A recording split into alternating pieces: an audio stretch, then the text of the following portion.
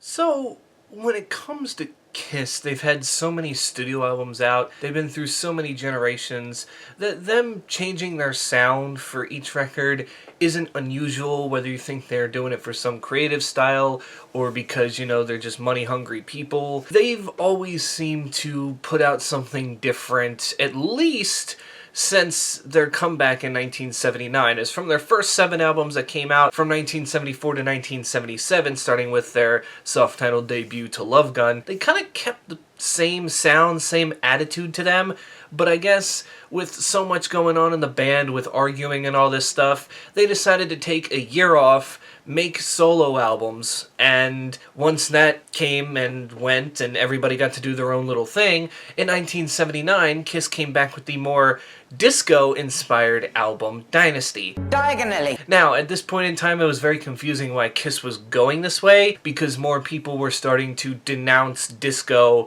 as it was already. So heading into the 80s, Kiss needed to make a change, and in their 1980 album Unmasked, which isn't really titled that great, they should have called it that for their 1983 album when they decided to unmask for the first time, but is what it is, whatever there, they decided to do a more pop rock type feel where you can definitely feel the pop starting to flow through in their songs.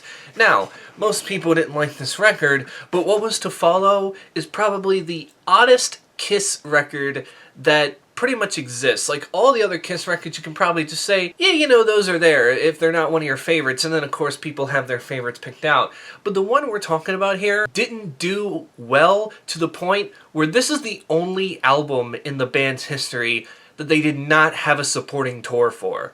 And with Kiss and how big they are, that's very unusual that they wouldn't have a supporting tour for their albums, because even back in the 80s, even though they were still kind of like falling off just a little bit, people still wanted to see them, and maybe there was people that wanted to hear these songs off of this album live. The album I'm talking about is 1981's Music from the Elder, which came out in late 1981, November 10th to be exact. And this album saw them take a more progressive switch to like this more rock, where listening to it for the first time in a long time myself, because I'm a big Kiss fan, I realized, yeah, this album is so weird for Kiss's standards that it just amazes me that this thing even exists. Now, this album is known for being the first with the new drummer Eric Carr, and it would basically be the last with Ace Frehley, even though Ace didn't have a lot to do with this project. He did sing on the song Dark Light,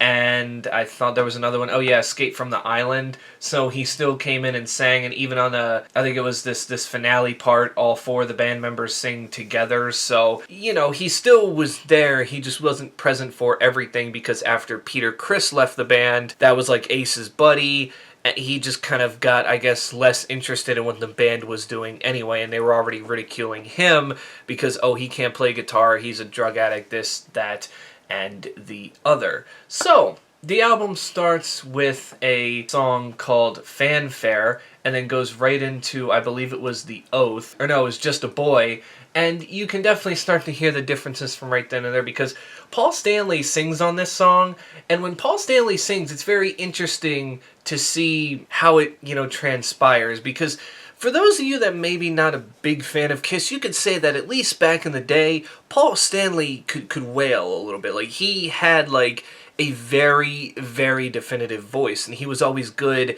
at singing high, and then when you'd get a Gene Simmons song, it'd be more of, like, the growly demon persona that he was going for. And with Paul Stanley, something just seemed a bit off. It was like, all of a sudden, Kiss was trying to do this power metal type thing,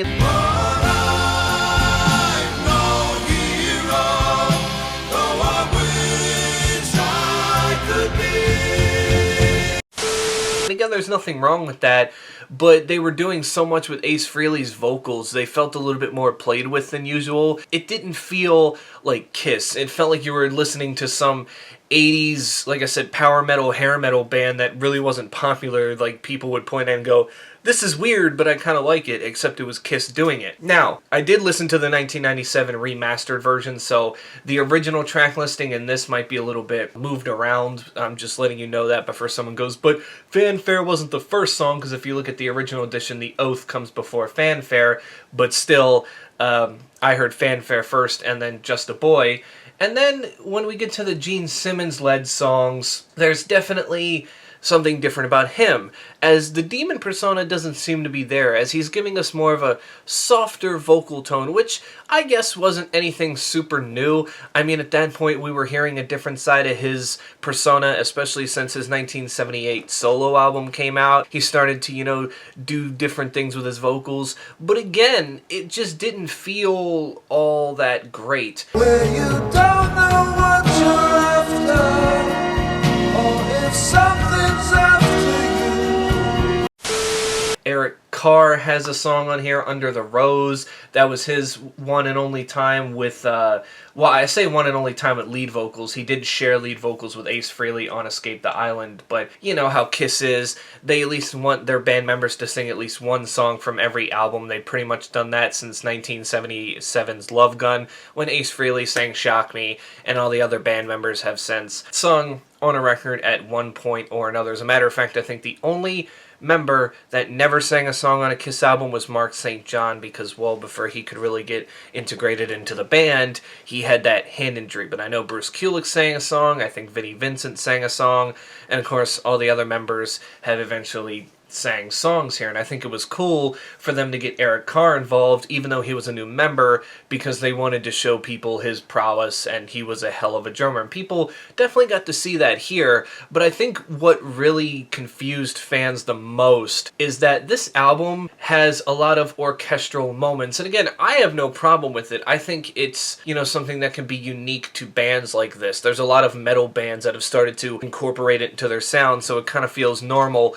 but back then, if you were a rock group and you put orchestral instruments into your music, it was kind of seen as, like, not necessarily a sellout, but like you were supposedly this fake rock band who like normie music and all this kind of stuff. So Kiss doing that, it was kind of a big risk already. And as far as the singles go, there was 3 released for this album, 2 on the same day, which was A World Without Heroes and I, and then The Oath. The only song that really did anything from this record, and still does to this day, is A World Without Heroes. It's pretty much, I believe, one of the few songs they've sang live for this record. I know they sang I for like promotional reasons when this album came out, but that song was very well liked by a fan base that during the band's 1995 MTV Unplugged appearance, they sang A World Without Heroes, and I believe it pops in and out of the track list on live shows nowadays as well, so they still sing it. Another thing that confused people with this album was there was a full concept behind this. It's a concept record. It tells a story all the way through. But the thing with Kiss, whether you like them or hate them, I think we can all agree, they're not the best storytellers, whether it's Paul Stanley or Gene Simmons singing the song or just any of the others singing the song. They always stick to this simplistic lyrical style, so them trying this was definitely, I think, a little bit too much out of their league. And I don't mean that in like a bad way. Again, it's okay to experiment. But when you look at Kiss's more storytelling songs like Detroit Rock City, Domino, and all this kind of stuff, you just kind of look at it and go, yeah, I mean, it's a storytelling song, but it's not great. I think the only reason people can sing along to it and all is because it's catchy, and, you know, people will be attracted to that. But now we're getting this full album of telling the story about, I don't even know what this is about here. I mean, from what I've heard, it has something to do with like a key to a door or something like that. Like, it's never made sense to me, the concept of this record. Also, the intention of making this a concept record, because it was made out that this was supposed to have a feature film attached with this, but things fell through and the movie ended up in development hell. Most of the time when Kiss kept a concept on a record, It was the music. The songs were going to have this certain sound to them, and that's what you were going to get throughout the record. But this was still that way, where the songs were kind of, similar sounding to each other, or just had this sound that they were sticking with. But this time they wanted to tell a story in 11 songs, and if we're being honest here, there's a reason this is an oddball Kiss record, because even the hardcore Kiss fans will say, this one is just so, it blows my mind that this thing even exists, because this is one of the ones where a lot of people will skip in the discography, and there's a lot of hate towards albums like Hot in the Shade, or Carnival of Souls, or Psycho Circus, or their new stuff, or Unmasked, or, whatever. But when it comes to, people agreeing on what not necessarily the worst Kiss album is, but the oddest one, people point back to this, because they're like, what's the point of this record? I guess since Unmasked didn't do all that well, they were trying to find this thing that could, get them back to where they were, but really, this failed, and in 1982, when they decided to release the more metal-leaning Creatures of the Night, that's when things started to pick up for them again. They did that, and then of course a year later, they did the controversial thing of taking off their makeup, and they did that for about 13 years before reuniting with Ace Frehley and Peter Criss, and putting the makeup back on, and ever since then, they've kept the makeup on for live shows.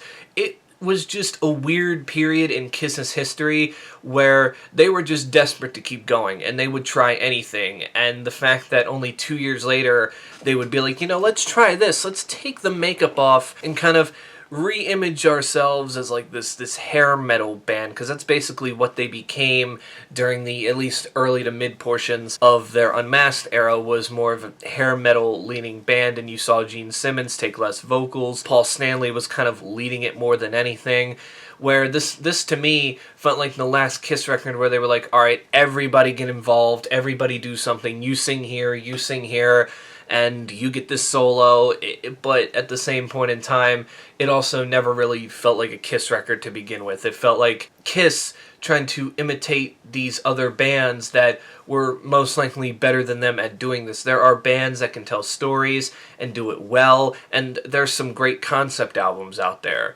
but when you think of Kiss and concept record, it just doesn't really go together well, because as a Kiss fan, again, I can say their storytelling is not superb enough for it to hold up for an entire album. Maybe one song, but that's about where they're at when it comes to their songwriting prowess. And I'm not meaning that as an insult.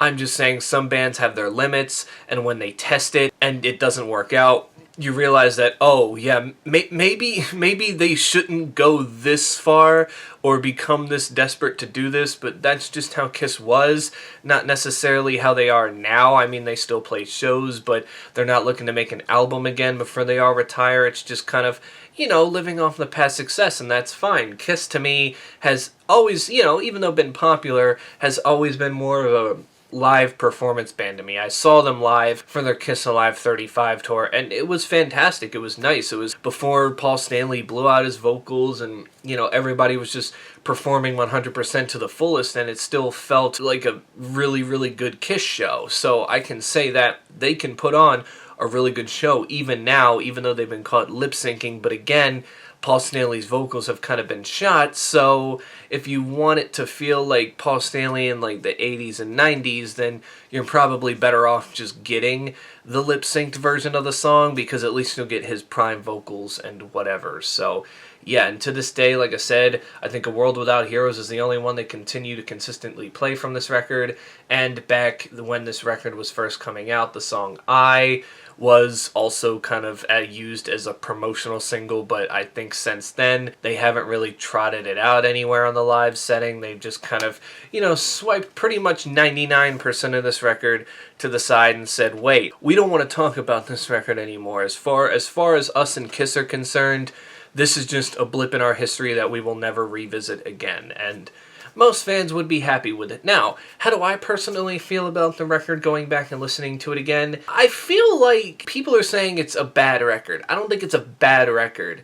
I just think it's, how do I put this? Kiss didn't execute this well. If it was executed well, I feel like this could have been one of their best endeavors ever, but the story's weak, the songs don't feel as inspiring as others, and band members are trying to be something that they're not, and it really takes away from the overall instrumentation and stuff from this record. There's good guitar licks, there's good orchestral moments, there's good bass lines, but as far as the vocals and all are concerned, I didn't really feel it as much as I would on especially the early Kiss material, where you had those vocal moments that really kept you in it. This record's just kind of like very mediocre to me. Like, I think if I had to, like, from an A to D tier on a tier list, I'd probably put this on a C tier, mainly just because there are songs I would go back to, especially A World Without Heroes, but for the most part, it's a Kiss album that I can skip through no problem and not be upset that I didn't listen to anything